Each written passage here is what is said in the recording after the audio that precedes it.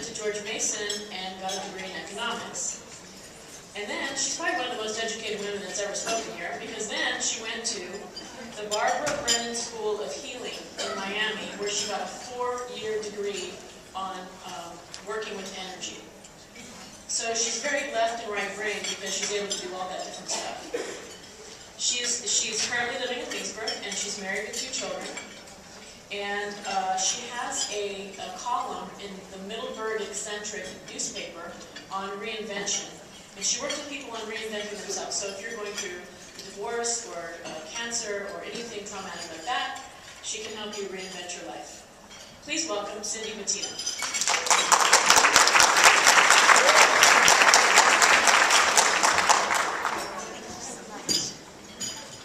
Wow. Honestly, I've never needed a mic before, except when I taught aerobics. Is everybody ready to stand up? You don't want me doing that. So, in coming up with a topic today, I was sent the guidelines from Sterling Living. It said to talk about, they recommended talking about a pivotal moment in time. Did they not know I was 50 years old? I mean, how many pivotal moments in time have you had by the time you're 50 years old, right? You guys have had, don't sit there and act like you haven't had any pivotal moments in time, right? So what it came back to me over and over was more of a pivotal journey. A pivotal journey that I started probably a lot longer than 10 years ago, but we'll just say for 10 years. And I've been on this journey of moving on this continuum from self-hate to self-love. And the self-hate part, that's kind of harsh, right? Because we don't walk around saying, I hate myself, I hate myself, I hate myself. Right? But what happens when you make a mistake? Right? Am I the only person in here who calls himself moron, stupid? Okay, that's self-judgment. Self-judgment is very much on the end of that continuum of self-hate, is it not? And when I thought about bringing this to you today, I thought about what a difference it makes in the decisions that we make as a business person and how we handle ourselves as a business person, where we are on that spectrum, right? What kind of risks are we willing to take when we're in that self-judgment piece, or a lower self-esteem, or a lower self-confidence? How do we handle rejection? How do we handle mistakes and failure, right? So that's why I wanted to bring it to you today, because really, this is awesome. You want to read this? I love Facebook. I steal the greatest stuff from Facebook. Because when you're in the self-end continuum, right, of self-hate to self-love, you have more trust in yourself, more belief in yourself, right? You have more self-confidence. You have compassion for yourself when you make mistakes or when you take risks and they don't pan out, right? And you have courage. Courage. I was talking to people about reinventing their lives when I was getting my hair done yesterday. Now, mental courage. Because people say, well, what do you do for a living? And I say, I'm an energy worker. And they say, oil and gas. Right? So so then I have to go through the whole, it's the whole being, and the physical and the emotional. Okay? So when we're in this place, we're going to make very different decisions. We're going to be more bold. We're going to take bigger risks, right? This is the place we really want to be. Oops. Okay, so it's interactive. I know it's coming, right? So, if you wish, you don't have to play along if you don't want to. Put your feet flat on the floor for me. Put your hands in your lap, sit up nice and tall. Because one of the first steps on your Cliff Notes, you're getting a Cliff Notes journey today, just FYI, so that you can fall deeper in love with yourself today, so that you can be an even greater business person. One of the first steps is identifying and then taking charge of your superego. So, let's say hello to our superego, shall we? So, closing your eyes and breathing. And in this visualization, in your mind's eye, I would like you to put yourself in a bathroom. A bathroom with a full-length mirror. It can be any bathroom. You ready? Now I want you to get butt naked. In front of that mirror. Yeah. Men, you can do it too, but don't you be looking at the women. That's what I was. Personal boundaries. Okay, so let's get back. Close your eyes. Okay, so it really changed everything, didn't it? Right? When you had to stand and when you imagined yourself sitting in front of a mirror naked. Right? So I want you to get curious about yourself. See how much judgment there is when you look at yourself in the mirror. Can you look at your whole self in the mirror, or do your eyes only stay in one spot? Is there any self-talk? Do you hear a voice that's maybe comparing you? Comparing your thighs to Sally's thighs? Your nose to Edna's nose?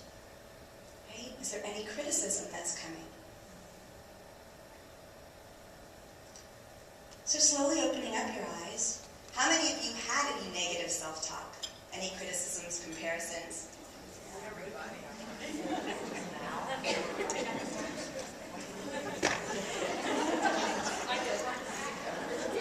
So, our super ego, right, is a very important part of our psyche. It's an essential part of our psyche. Everyone has a super ego. Every single person in this room has a super ego. Our super ego was created when we were very young, and every time we were punished, compared to, criticized, what else? Shamed, humiliated, teased. Our superego recorded those words. Those were the words that you were hearing when you saw yourself in front of the mirror. Men have a superego just like the women. Might not say the same things, but they probably pretty much do, right? So, what do we do with this superego? There's a myth that we can get rid of it. No, it's never going to shut up. So if it's never going to shut up, and it's with us and it's with everyone else, what do we do with it? Well, we have to take charge of it.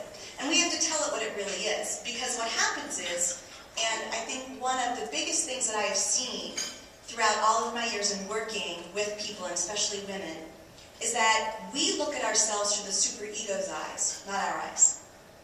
We believe it. We drank the superego's Kool-Aid. We believe it is truth. But notice, I didn't say it recorded all the times you were complimented, validated, praised. Right? It didn't. So, is it the truth? It's a part of the truth, but is it our whole truth? No. So go ahead, hands in your lap, sit up nice and tall. Close your eyes, feet down on the floor. You're back in that bathroom, in front of that mirror, butt naked. And I want you to tell the superego to go for it. Just say whatever you want to say. And let it. Because you're not going to get it to shut up.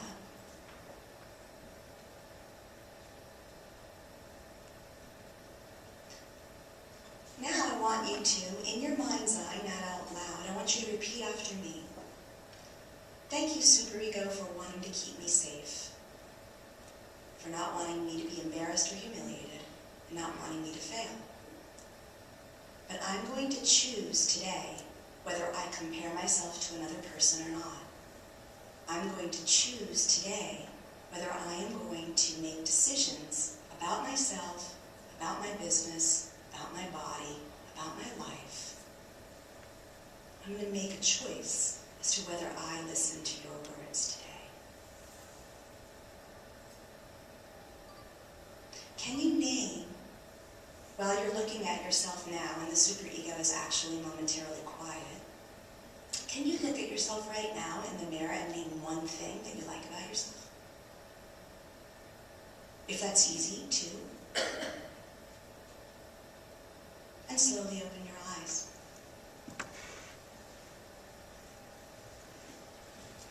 So we have a choice, right? We have a choice to believe our superego. We have a choice to listen to our superego. We have a choice to look and make decisions based on our superego. Our superego is important. I can tell you one time where my superego really saved me. When my daughter turned 15 years old and decided to start shopping at Abercrombie & Fitch. And I was shopping at Abercrombie & Fitch. Right? And my superego said, Cindy, do you really want to be wearing the same clothes as your 15-year-old daughter? No. You want to look at your competition and find out how your competition is better than you? Where they have strengths where you have weaknesses? Ask your superego. Right? It's been comparing you to other people your whole life. Right? So our superego is not a bad thing. We just have to make choices as to whether we listen to it or not. Okay, feet flat on the floor, sit up nice and tall, close your eyes. Back to the bathroom you go. But I want you to be in front of the mirror in your best business outfit. I want you to put your best business outfit on. The outfit that says, I'm going to close this client today. For men, it might be the power suit. For women, it might be a suit. It might be your greatest pumps and your best dress. This is an outfit that hides your imperfections and accentuates all of your assets. You're having a great hair day, by the way, and makeup day. When you look at yourself in the mirror, what do you see? Can you name 5 things that make you great at what you do? That make you a great business person or mom and mom? A great salesperson? A great marketing person?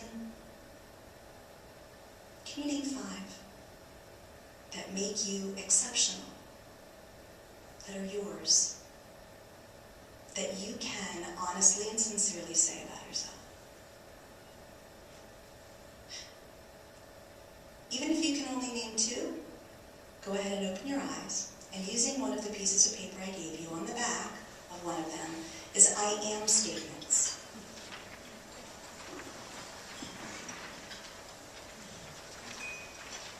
And I'd like you to write down the 2 or 3 or 5 things that you could write about yourself as I am statements. So these are my examples. My first I am statements. I'm intelligent, passionate, creative, hard worker, honest. And you can fold that piece of paper up if you want afterwards. It's yours. You don't have to share it with anybody else unless you want to. But where do you go from here? Where do you go from here? Sometimes if we've been drinking the superego's Kool-Aid for too long, it's really hard for us. This is one of the hardest things I have my clients do, is write I am statements that are positive and they have to believe. So I tell them to look elsewhere.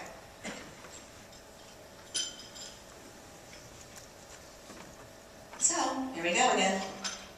Close your eyes, if you wish. Feet flat on the floor. Breathe. You're back in your power suit in front of the mirror. What would your children say about you? Why would they say that you're a great mom? Now, I didn't say perfect. I said great mom. What would your spouse or partner or lover say about you? Why are they with you? Why do they love you? What about your bestie, your best friend? The one who knows all about you, all the horrible things, all the great things. What do you think that your bestie admires most about you? And finally, what would your pets say about you? That's a good one, right? What would they say? Wouldn't it be cool to be able to look at your eyes and see yourself through their eyes? Isn't it? So open your eyes. So I started with 5 I am statements. Bless you. Spouse, courageous, sexy. Children, good cook. That's important to them, you know. Strong, generous. Friends, talented, tenacious. I made this is what I think my pets would say. I'm not an animal intuitive. I do know a great one though. I am loving, I am full of kisses. So I'm going to challenge you to continue walking down your path of self-love and falling deeper and deeper in love with yourself every day, finding more self-compassion, self-appreciation, self-confidence, self-esteem. And I'm going to ask you to look someplace that I don't know if you'd ever really look. But some of our best gifts are hidden by shame. So go into those things about yourself that you have always been shamed for and looking differently. So, I'll give you some examples because that might be a tough concept. Blah, blah, blah, blah. I got thrown out of a library when I was 5. Why? I talked too much and I talked too loud and I wouldn't shut up. Right? I got the report cards, the ones that were written. Yes, I'm that old. Said Cindy's great to have in class, but she likes to entertain the class when I'm trying to teach. Blah, blah, blah. I can't tell you, probably in the thousands, the number of times I was told to sit down, shut up, be a good girl. Sit down, shut up, be a good girl. Right? And then, I love that. I don't know if it's a guy or a gal that's eating the broccoli. But that's me. I mean, that's just me. I'm messy. I don't follow traditional norms. I don't follow societal norms. I break rules all the time. If they say go this way, I want to see what's that way. I mean, why do I have to walk? Right? Of course, I always got in trouble for it, right? So what did I find? I found out that I'm a really good speaker and that I am larger than life. Otherwise, you guys would be falling asleep right now and be going, when the hell is it over? And if you're really thinking that right now, don't tell me. Okay? I am full of energy, and I am messy. I couldn't be an energy worker if I was following traditional roles, right? I couldn't do it, and I couldn't be helping people the way I help people. So I encourage you, you all by now have my email. I want to hear it. Tell me what you found. I would love to know.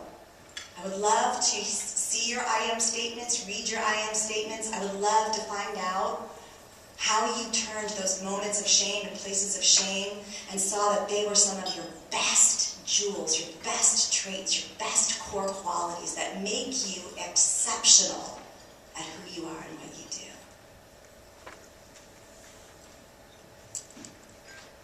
And always remember, again, Facebook, you are braver than you believe. You are stronger than you seem. You are smarter than you think. And you are twice as beautiful as you'd ever imagine. If you wish, close your eyes one last time. Put yourself back in front of that mirror again in your best power suit, something that you feel really good in.